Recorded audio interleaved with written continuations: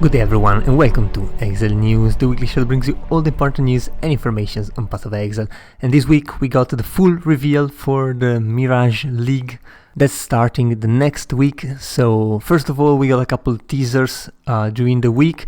The only one I want to touch upon is the currency exchange one, which has been improved because you can now set favorite trades to quickly access them, and also whenever you click on the I want button or the I need button, the cursor will automatically be selecting the text box, so you can search without like opening your inventory for as an accident, and that is a massive quality of life feature. Now also we're going to get one interview between Zizaran and Octavian with Andrew, who are both game designers on Path of Exile 1 and have been growing with their knowledge, and they've had definitely a much bigger design role these leagues.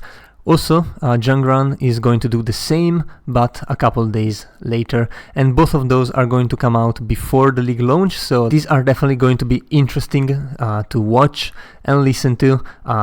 Well, you might want to log in into the site, so the time that you see here will be in your local time and will be much easier to read, unless you're from Europe, in which case you can just read mine, I guess. Also, if you were able to watch the live stream while it was live or during the next day, you could have gotten the Twitch drop. That in this case was the Mirage weapon effect, as you see here. So yeah, hopefully you could get it. And finally we got the landing page that was available after the stream ended, and you can watch the full live stream if you want here. You can watch just the trailer, you can watch the content reveal. I absolutely recommend watching the content reveal if you haven't done so. It is definitely the most important one, and it reveals everything you need to know. The announcement page we're gonna take a look at in a second, and of course the full patch notes that have been posted as well, so definitely recommended as well if you want to plan your build, or if you want to see if your favorite skill has been nerfed or actually buffed, because some buffs happened this time and that was nice. Of course, if you want to support GGG, there are supporter packs for these leagues. Now, the landing page of course gives you the trailer, gives you a timer for when it starts, and it explains a little bit of the league. So basically it's mixing a bit of lore from PoE2, where there are captured genes that have been basically again captured by the Afarud, who are basically an extremist faction or a rogue sect, as they call it, of the Faridun, which have come from the deserts. And you're going to help this Sekema, who's also a Jinn. It's Varashta. Again, you might know her from PoE2. And what we're gonna do is free these genes, and then she's going to open a portal, as you see from this animation here. You're going to enter the portal to a mirror copy of a certain zone of the map you're playing, and this will also mirror all the things that are in the map, and that means you have an essence, you get it in the mirror or the Mirage part as well. You have a Legion, you get it in the Mirage part as well, and the copies are kind of the same but not the same, so you can improve them. This is going to be massive for juicing your maps, and this is a league that's going to be played in maps, which is really good. Also, when you're entering the portal, you are going to get to choose a wish, and these wishes really change how the area plays and can definitely improve your farming methods. So yeah, this looks really strong, and yeah, they're probably going to justify just playing this part of the league as well. And as you see here, these are improved versions of alternatives to mapping, I guess you can call it. Like this one, you can use that in a horticrafting bench, or this one is a new essence which gives crazy things if you know how to use them. Of course, these are always pretty weird, but then again, weird can become really powerful. And as GGG said in the interviews, designing crazy is kind of easy. Keeping it simple and well balanced is a whole other things. There are also new uniques, as you can see here. This is one of the new swords, for example, and these are going to be not restored at the beginning, so you can get one type of unique, and then using this coin of restoration you can change it into a different type of unique. And these uniques are actually completely different between the not restored one and the restored one, so you might want to choose the first rather than the latter, really depending on how you play. So it is pretty cool. And another power creep thing that they are adding is this ability to imbue your skill. So using this coin, for example, this is a strength coin, and corrupts a level 20 skill gem, imbuing it with a random strength support effect. As you can see, this ground slam has a supported by level 1 bloodthirst. Now you can tell that this is absolutely amazing, incredibly strong. It can definitely add quality of life and removes, basically gives you one link, and yeah, it's really good for utility links. For example, if you want life tap, maybe instead of using a full level 21, you can use a level 1. The main thing about life tap is the fact that you can use life instead of mana, right? So even a level 1 will really help you, or even just Ancestral Call for strike skills will be amazing. So this, of course, is the strength one, but it works. There's a coin for dexterity ones and a coin for intelligence ones. And yeah, this is going to be really, really strong. So we'll have to see how common those are. There's, of course, a new endgame boss. Looks pretty amazing. In the trailer they also show, or the reveal, they also show the animation well, how it starts in the fight, and looks pretty amazing. And there's a new unique doing something that we've never seen. It triggers level 20 suspend in time on casting a spell.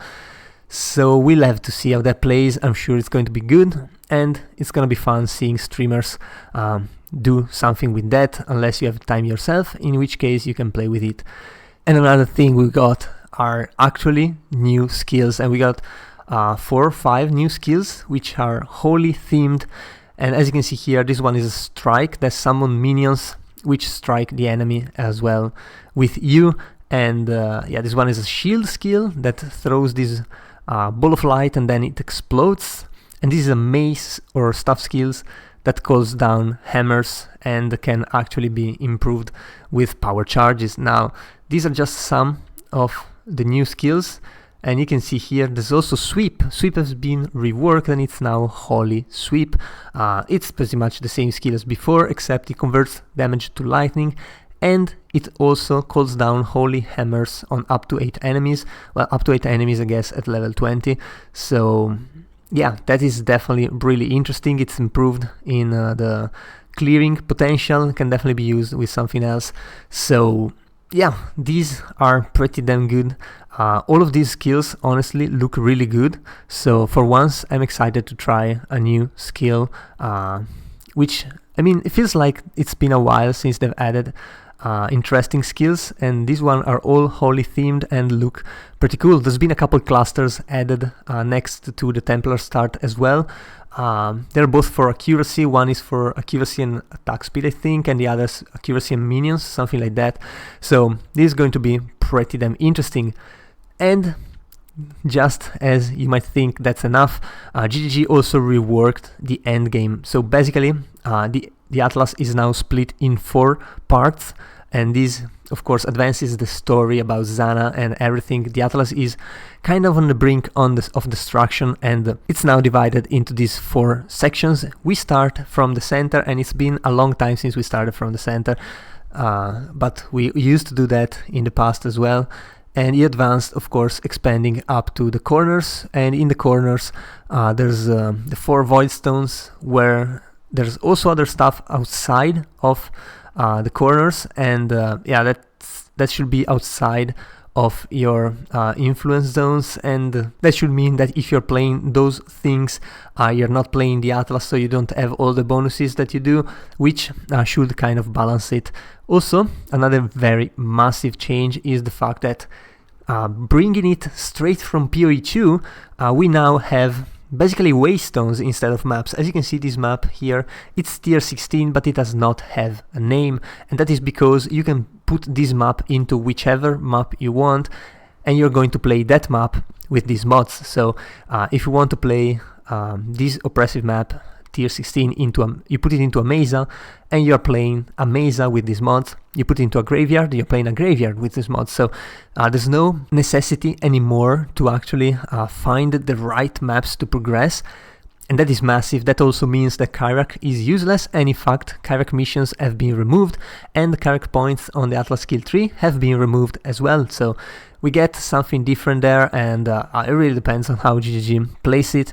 Also, we get all of the maps, including all of the unique maps on the Atlas as well. So for example, Untainted Paradise, which has never been on the Atlas and only been available through Kyrak, is now actually available, and you can get it, you can farm it, I mean, if you want. That is pretty cool, honestly. I really like this change. And yeah, you can see here, like these maps here are the unique ones, and they are definitely looking very good. Like, this is a much better system than PoE2, but it's really cool that it has borrowed the good parts from them, so that is nice. Also, you can see here that there are slots down here for the scarabs and fragments and everything, which is pretty good as well. Now, there are also shaped regions, and these might remind you of the Elder and Shaper shaped regions back in the days, but these are different. Now you can find these astrolabes in the Atlas, and you can add a shaped region containing, for example, like this one, ritual altars, and you will have every map that has, as you see in the small video here, some properties. And once you complete the maps, the other maps will get more properties. So at the end, you will get a one huge map with a lot of properties on there.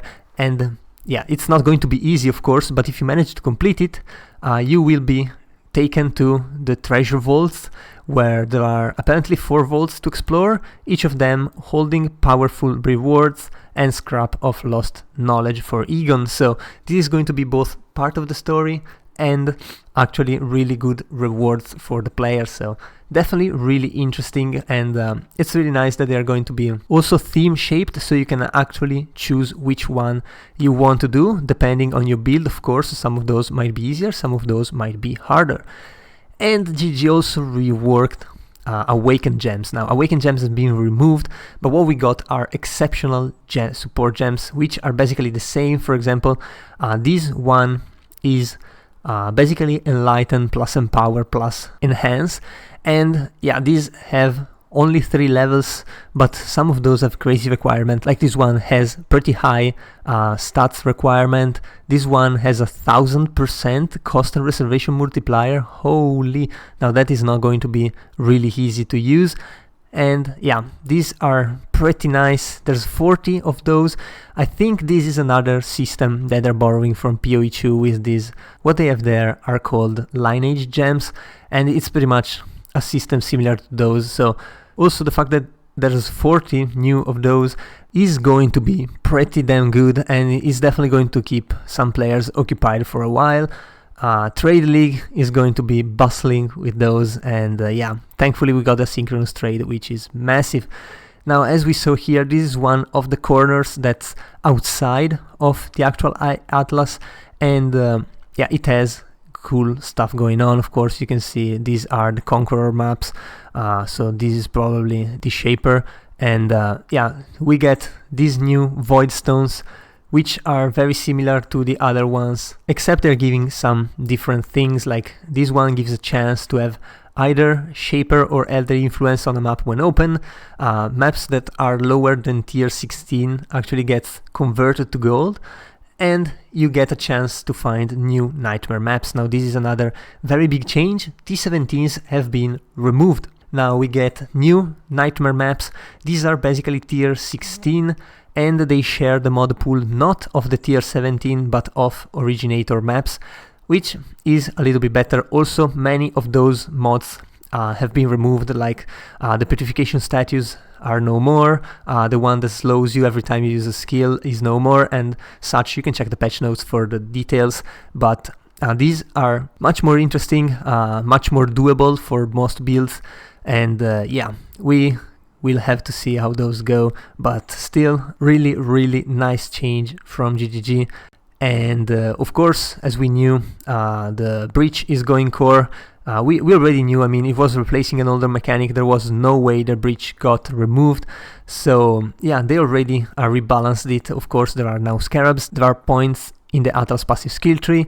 There are new items to get, the uniques, of course. And new exceptional supports as well coming from that. So pretty cool system. Of course, it's not going to be as overpowered as before. First of all, because you're gonna start finding them from Act 6, and the second, because you're not going to find them every single time, of course, unless you just improve them in your atlas, and that's going to be, I mean, something fair enough.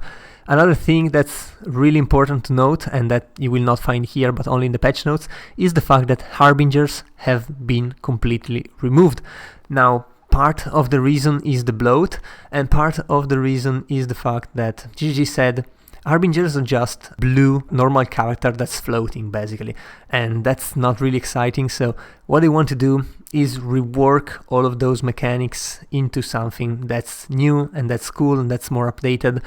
And yeah, just like how they did with Beyond, whose bosses were just bigger sized normal bandits, basically. I mean, it's fair enough. Most people are worried about some kind of orbs that came from Harbinger, how they're gonna come from other sources, but we'll have to see. Most of the things that were coming from Harbingers have been added, like their uniques, the improved uniques have been added to the basic drop pools, so we'll have to see how this goes, but that's definitely a pretty big change. Also, there's new quality of lives. Some of those, like the currency exchange, we've already seen. There's also going to be over 20 plus landmark rooms throughout the campaign. These should give you some kind of interesting encounters and probably some kind of very useful loot if you want to take a moment to actually explore the campaign instead of just rushing. So yeah, that is definitely interesting that the campaign is getting some kind of updates and some kind of useful things. Definitely really good. Most people actually enjoy playing the campaign because they do that, and maybe they just drop when they start mapping because mapping is not for them. So it's nice for GGG to actually improve that part as well. Of course, new supporter packs, we've already seen them, but yeah, if you want to support GGG, this is definitely a good way, also because you get the most value out of the points you spend, because beside getting the armors and everything, you also get actual points, so it's basically doubling down on the points. Definitely recommended if you want, again, to support GGG.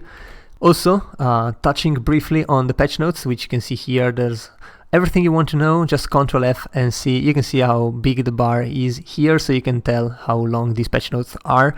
Another thing that was not in the page there is the fact that the Scion is getting officially the Reliquarian Ascendancy class. Now, you might have played Frisia or seen some videos about it, and yeah, you might recognize the Reliquarian. It comes from there. It basically is an ascendancy that gives you some powers from unique items, and it's really cool. It's really different, and it's definitely something really good for content creators and people who like to experiment with builds, because also it's going to change every league. Now, that's what GG said. They're going to change every league to make it fresh. So yeah, this is definitely going to be something really crazy. Now, other than that, just search for whatever, or look, or just read all of the patches. I do recommend reading at least the new content and features, because you can see the new skills, which I might have missed some. There's also new supports, and it's really nice that GGG added a whole new holy set instead of just adding a couple just skills without the supports. That's something they also spoke about in the interviews, that adding a skill without supports is pretty bad, because it doesn't feel like it's very much new. There's also new transfigured gems, so yeah, definitely recommended at least this section if you don't want to read it all.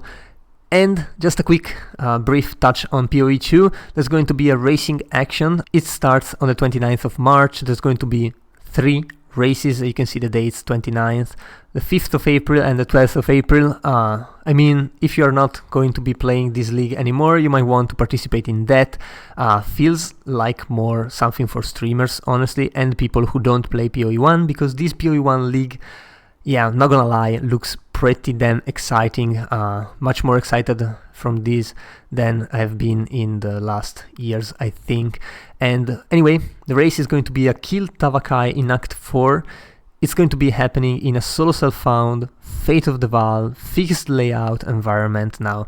That is pretty cool. Even though it's not an hardcore event, you will have a penalty if you die of 2 minutes and a half. Now that is a very long time. So yeah, dying is absolutely not recommended. A Demigod Virtue is going to be awarded to the winners for every class.